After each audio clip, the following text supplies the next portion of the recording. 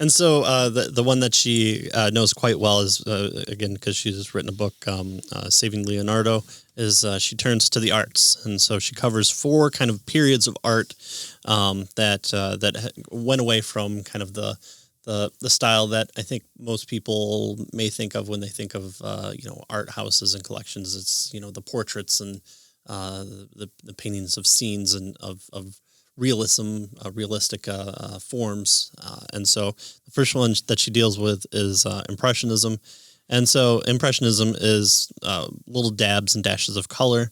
And why did they decide to break these up? Well, they were influenced by the philosophy of empiricism, which claims that the ultimate foundation for knowledge is sensation. So things like colors, taste, smells, obviously all your senses. So our senses are, how do we come to know things? Well, the only way that we come to know things as empiricists is through our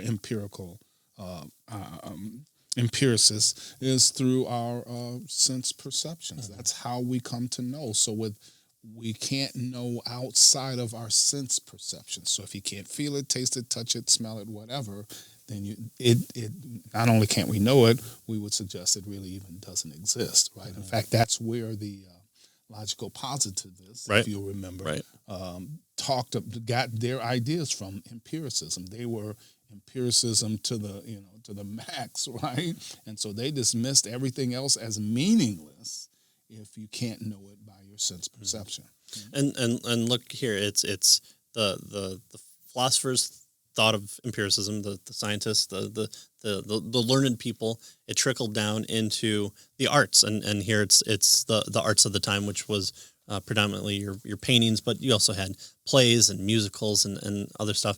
And so it's not outside the realm now to see it in movies and televisions. I mean, one of the most recent terrible Star Trek series had someone who identified as a nihilist, but he was one of the most emotive people on the entire ship, which probably says more about the terrible writing than it does about the character, but neither here nor there.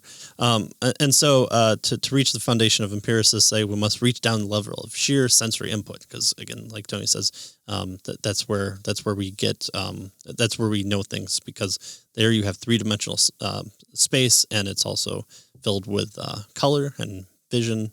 And so according to empiricism, humans mentally construct the world out of color patches, and so that's what they did. So Monet is probably one of the big names of the time. He wanted to convey the same idea visually, and so he made not so much pretty pictures, but he was he was get yourself in trouble. Well, he wasn't so much this is a tree. You would see a patch of green, and your mind would kind of associate that with tree-ness and other things. So we would say it wasn't realistic. It wasn't actual in terms of the way we would think of a tree, right?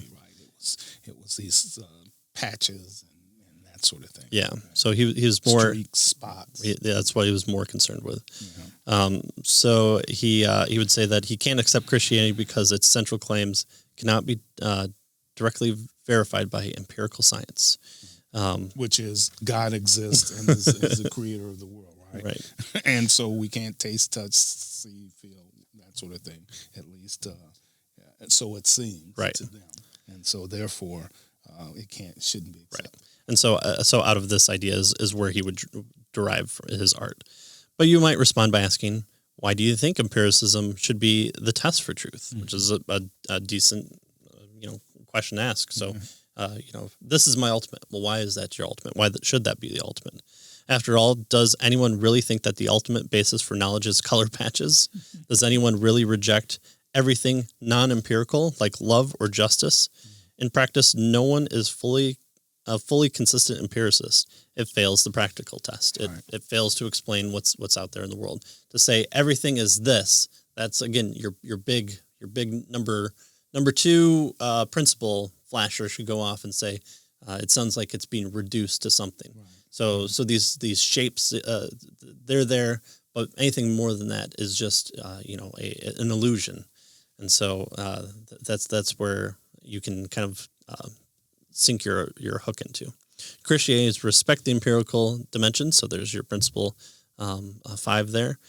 but on one thread in a rich fabric of truth. So it's not just empiricism.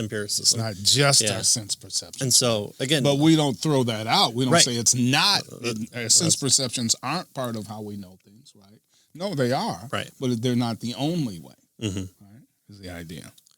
And then the second example is Cubism. Cubism comes from the philosophy of rationalism. The apex of scientific revolution was the development of mathematical physics. And Galileo's famous saying, "The book of nature is written in the language of mathematics, and its characters are triangles, circles, and other geometric figures." Wow. Yeah. So that's how the book of nature is written. It's a mathematical book, right? So if you don't know math, then you can't read nature, I guess. Yeah. Well, you have the golden ratio, and the one of the really good movies, Pi, is based on just that concept alone. And Jason Lyle even talks about kind of the golden ratio in, I believe, his presentation on fractals. So that's something to look at for a Christian version of Cubism a little bit. Rationalism thus inspired a kind of geometric formalism. And you had artists who were inspired to do just these forms. Cubist goal was to portray the underlying mathematical structure of the cosmos. They broke objects down into little squares and rectangles to reflect the hidden geometric blueprint. And so some of the main ones called that they accepted the rationalist premise that humans are complex mechanisms whose problems can be fixed simply by slotting them into machines to live in.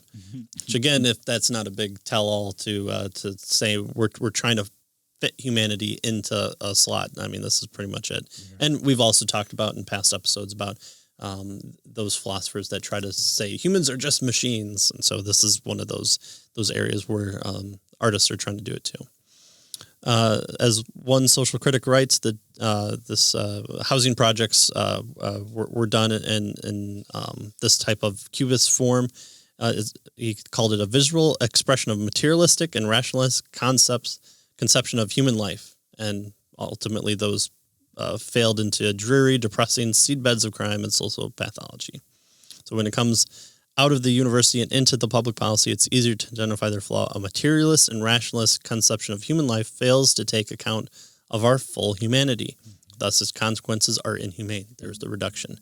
Because Christianity has a much richer view of human nature, its consequences are humane and life-affirming. So it's not just this. It's also more. So notice these various movements in art were inspired by these philosophical positions that the what she called the high thinking or that sort of thing, right?